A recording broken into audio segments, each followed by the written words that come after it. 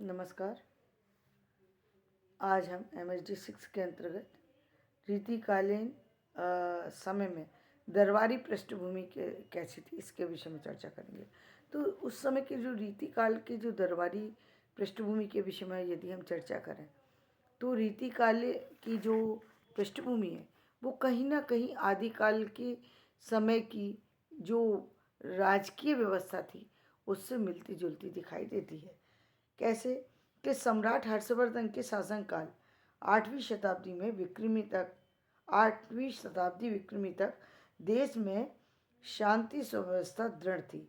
काव्य और कलाओं का पूर्ण उत्कर्ष हुआ, किंतु उसके बाद पश्चिमोत्तर सीमांत से विदेशियों के आक्रमण प्रारंभ हो गए और देश के उत्तरी भूभाग में अराजकता छा गई। मतलब अचानक ऐसा हुआ कि हर्षवर्धन के बाद में विदेशियों ने आक्रमण किए और समाज में अव्यवस्था फैलने लगी।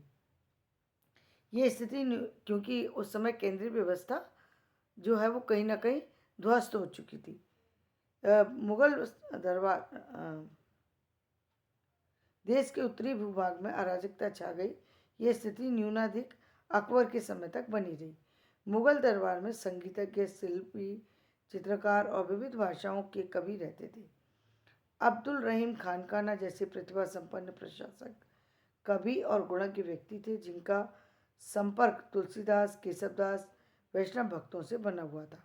यानी अब हम भक्ति काल पर आ गए कि उसके बाद वो व्यवस्था बनी रही और वो एक ऐसा समय आ गया रीतिकाल का जहाँ पर जो मुगल दरबार के जो लोग थे उनका संपर्क जो है तुलसीदास, केशवदास आदि भक्त कवियों से रहा। नरहरि, तानसेन, गंग, बीरबल आदि अकबर के अनेक दरबारी कवि थे। जहांगीर के दरबार में वोकर, केशव मिश्र तथा शाहजहाँ के दरबार में सुंदर, कुलपति मिश्र, चिंतामणि और आचार्य पंडित राज जगन्नाथ रहते थे। किंतु उसके बाद औरंगजेब की कट्टरता के कारण कवि कलाकार मुगल दरबार से विदा हुए। यानी एक समय ऐसा आया कि ये मुगल जितने थे वो दरबारों से समाप्त होना शुरू हो गए। अकबर के द्वारा स्थापित समृद्ध राज्य के उत्तराधिकारी विलासी और प्रदर्शन प्रिय हो गए। उसके प्रभाव से देसी राजाओं में भी सुरा और सुंदरी का प्रचलन बढ़ने लगा। रीतिकालीन कवि इस दरबारी वातावरण से पूरी तरह प्रभावित थे। रीतिबद्ध कवि तो उसके अभिन्न अंग थे, रीतिमुक्त कवि भी उसके से अछूती नहीं रहे। यानी जो रीतिकालीन ग्रंथों के रचयिता थे और जो दरबारी कवि थे रीतिकाल के, वो सब तो राज दरबार से जुड़े हुए थे, लेकिन उनसे राज दरबारों से अलग भी जो कवि रीति मुक्त रचनाएं करते थे, दरबारों से जुड़े हुए नहीं थे, वो भी कहीं ना कहीं विलासिता से जो है वो विलासिता उनके अंदर जो है घर करने लगी। और ऐतिहासिक पृष्ठभूमि की यदि हम बात करें तो औरंगजेब की मृत्यु के बाद देश की केंद्रीय सत्ता का प्रभाव कम होने लगा। जगह जगह सामंत अपनी शक्ति को बढ़ाने लगे।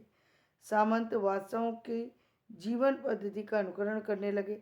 अब क्या हुआ कि जैसा कि बताया ही जाता है कि राजा वगैरह वो खेलते ही रहते थे, जुए वगैरह, शतरंज वगैरह खेलने का शौक रखते थे और तरह तरह की अन्य चीज़ों की विलासिता में डूबे हुए थे। इसका फ़ायदा जो है वो सामंतों ने उठाया और सामंत भी उन्हीं की तरह विलासी होने लग गए। विभिन्न सामंतों के यहाँ हरम खाने खुलने लगे। हरम खाना में हजारों स्त्रियाँ पुरुषों के मनोरंजन के लिए रखी जाने लगी। कला और संगीत घरानों का उदय भी इसी काल में हुआ। यानी ये बात कर रही हूँ मैं रीतिकाल की, कि रीतिकाल में भी ऐसी अव्यवस्था फैली कि जो आदिकाल के समय में थी वही रीतिकालीन समय में भी अव्यवस्था फैलने लगी। सामंतवादी समाज बनने लगा। स्त्रियाँ हरम खाने में रहने लग गईं।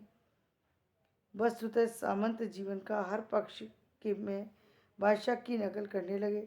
सत्ता के विकेंद्रीकरण के कारण उन जीवन दृष्टियों का विकेंद्रीकरण हुआ जिस जीवन की दृष्टि को सामंतवाद ने अर्जित किया था। सामंतवादी जीवन मूल्यों के प्रदर्शन और विलासिता को बढ़ाया। उन्होंने किस परंपरा को बढ़ाया उस समय के कवियों ने, कि सामंतवादी लोगों की जैसे विलासिता थी उसी परंपरा को वो आगे बढ़ाने लगे, यानी विलासितापूर्ण जीवन जीने के वो भी आदी हो चुके थे। रीतिकालीन काव्य राज दरबारों में निर्मित हुआ, अतः वह एक वर्ग विशेष की प्रवृत्तियों को ही प्रतिफलित करता था। जिस समय रीतिकाल का आरंभ हुआ उस समय सम्राट और सामंत वैभव प्रदर्शन और विलासिता में अपने कर्तव्यों को तिलांजलि दे चुके थे। शाहजहाँ के पश्चात उनके बेटों की सत्ता के लिए संघर्ष शुरू हुए।